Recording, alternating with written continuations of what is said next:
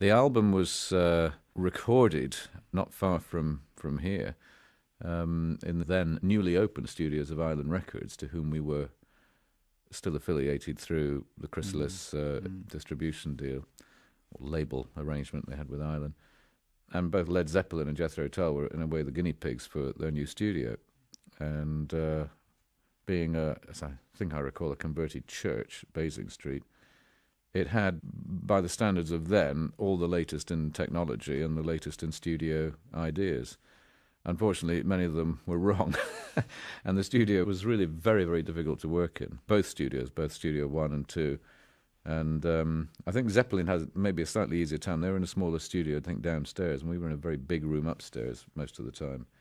So it was a very difficult album technically to make because we just didn't know what we were hearing, and it just, everything sounded bad in the room. Everything sounded jarring and unpleasant. And when it came to mastering the record, a lot of my confidence, had gone out of the whole process. I mean, it really didn't sound to me a good album. It still sounds, in many ways, to me, an album fraught with a lot of later modification in terms of trying to EQ the stereo masters for the cutting. And indeed, I listened to some digital reworkings. I mean, just denoising and EQing of the original master tapes, which miraculously have been found. I mean, the first generation master tapes. So these have been lost for 10 years lost in the sense that they were amongst my reclaimed collection of Jethro Tull masters, but out of, I guess thousands rather than hundreds of tapes of one sort or another, some of these things in ancient boxes with labels that don't necessarily relate to the contents any longer, it is quite difficult to pin things down. But anyway, yes, they did, like many other tapes before them, surface having been away for a while at other people's studios or left, in some cutting room in America or somewhere. Finally these things have, by and large, found their way home to me over the last few years since I've, through the release of compilations and box sets and all the rest of it, had to try to lay my hands on it all. So did the recording take longer than it might otherwise have done because of this studio?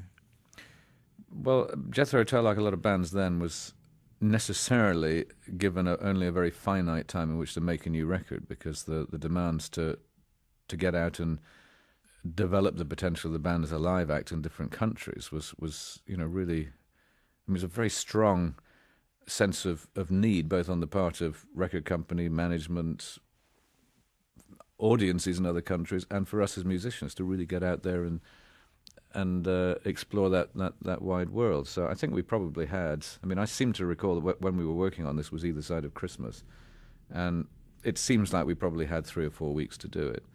And as I say, 2 or 3 pieces we came in armed with as rehearsed and worked out pieces. Other songs like Locomotive Breath, for example, were very much contrived on the spot, and very unsuccessfully in terms of attempts to make the record.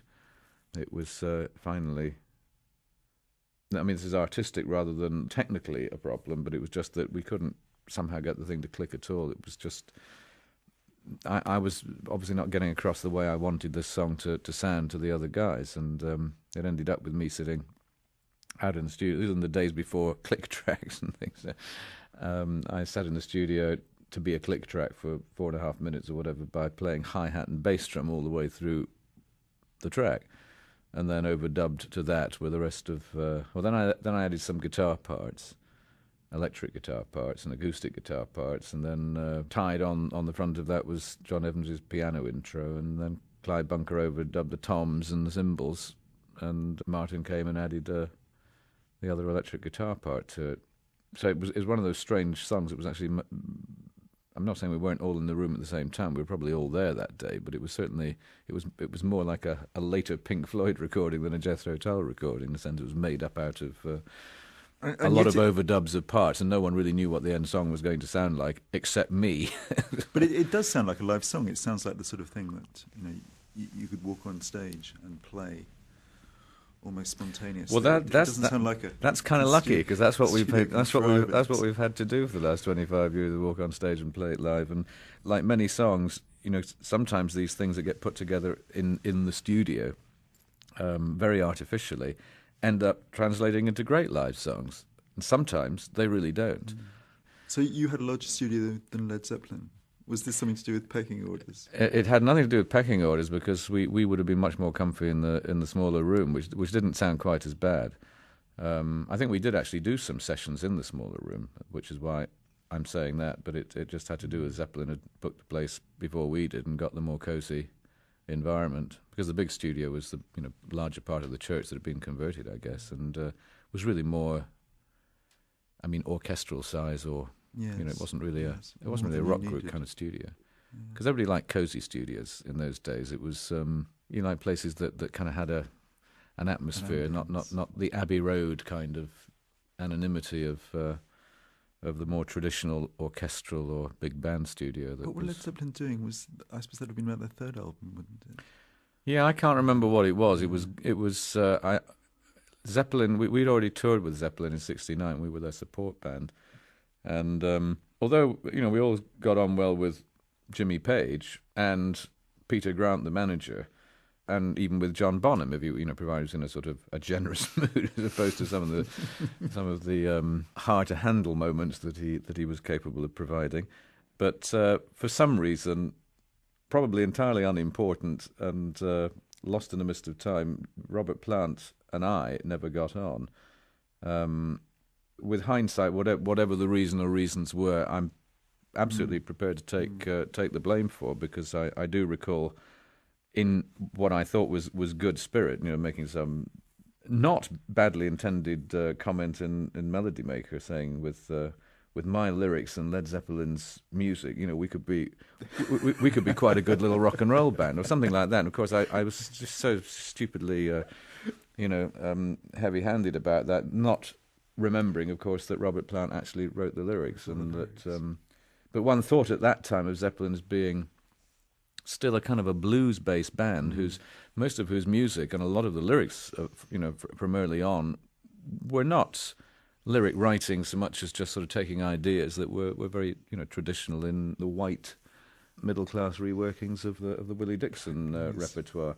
So it didn't seem to me I was saying anything particularly hurtful, but of course I probably wasn't recognising the things that the other anthemic contributions to the world at that time, like Stairway to Heaven, which, you're both using like Aqualung, is sort of still Sunday morning fare on classic rock stations throughout North America. You both use recorders at this time, don't you? Oddly, yes, which is only a few days ago I was just on the phone to Martin Barr saying, Martin, have you got a recorder? Because I really think you should do it like it is on the record. You and Andy should play these two recorder bits with genuine Yamaha plastic school recorders. No flutes, no substitutions. Pardon me? This is what they recorded on, are they? I don't know what they were recorded on. So I was way back, but whatever. I mean, they were just things you bought in the local school supply shop. Little plasticky thing. But that. But then probably you see that wouldn't be so unlikely, because that was what you did at school. That was almost, I think, for many people, their first ever shot at playing a musical instrument was at school, picking up the school recorder and having a go. So I guess that, in a way, sort of it was likely to find its way into the music of people like Led Zeppelin or Jethro Tull or Gentle Giant, for that matter. And it is it's really quite a horrid instrument in a way, but it in the sense that it's a fiddly thing to play and doesn't quite have the strident scream of the Irish tin whistle, Yes. Effective if used in moderation. Yes, as a little bit of colour, it kind of takes you through the song. After 25 years, where does Aqualung stand in the chronicle of Jethro Tull releases? Well, when EMI wanted to focus on this 25-year anniversary of the Aqualung album's release and do I kind of said, well, sure, if you want to do that, it's okay. A big chance to clean up and see if we can, repress and at least get a better quality piece of music out there for people to buy or rebuy, if they haven't actually bought the CD yet. Then I couldn't have anything really against it, but I did point out to them that it would appear that in many places Aqualung was not necessarily the seminal Jethro Tull album that to a lot of people perhaps Stand Up would be, or to many more people, probably Thick as a Brick, or even the album Living in the Past, the compilation album that was largely, it would be. For other people, it would be much later on. I mean, in Germany, for example, it would be as late as 1982 with Broadsword and the Beast, which in its first year of release was infinitely more successful than the Aqualung album, in that first 12-month sales picture. And it's probably still our most successful record in Germany, by that standard, of having, in its year of being a contemporary album, was far and away the most successful. And so there's a danger in focusing on that particular album, giving it perhaps the importance of Dark Side of the Moon to Pink Floyd. I don't think Aqualung is just not really a very good comparison, because Jethro Tull's music before Aqualung and since, it's not that Aqualung was a sort of crowning moment where a certain kind of musical idea was at its zenith, and then afterwards we just made pale imitations. I mean, you can move on a year or two to things like Minster in the Gallery, or in Songs from the Wood, or Crest of a Knave or something. I mean, you're going to records which musically are really quite different. And I, as a singer, songwriter, flute player, whatever, I mean, if you going back a couple of nights, working on my own little rehearsals for the next tour, I was, going through the song Budapest from Crest of a Knave. Now, I could not have possibly have written a song of that detail, or that, for me, that sort of roundness and interest, and from a live performance point of view, something as rewarding to do. I couldn't have done that in 1970 or 1971. I mean, I didn't have that. I wasn't equipped to do it. But by 1986, I was similarly no longer equipped to do with the kind of naivety and the single brushstroke, the kind of music that was evident on Aqualung or Stand Up or whatever. You change, and sophistication, literally change, is not something that is. The word sophistication has connotations of being almost a bad thing in rock music terms, because it's got too smooth and too arty and pretentious, and you leave people behind you.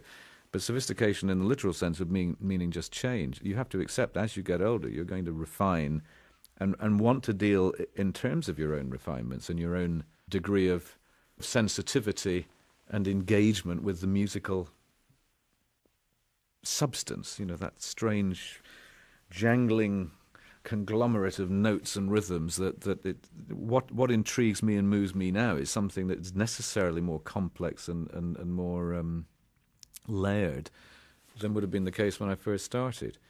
I still enjoy listening to Muddy Waters. I love listening to very simple, direct music, but I don't enjoy playing it very much, because I just feel I need more substance. I need more to hang my hat on as a performer and as a songwriter. So just by comparison, then, something like Budapest from Crest of a Knave for me is a much more, to me, a more fitting example of Jethro Tull, or Ian Anderson stroke Jethro Tull at its best, more so than perhaps Aqualung, which is a good record with a bunch of good songs on it, many of which come in and out of the Jethro Tull set. But I would just say that it was, thank God it was a good rather than, by my standards, a good rather than a bad Jethro Tull album that has resulted in that degree of interest from people over the years.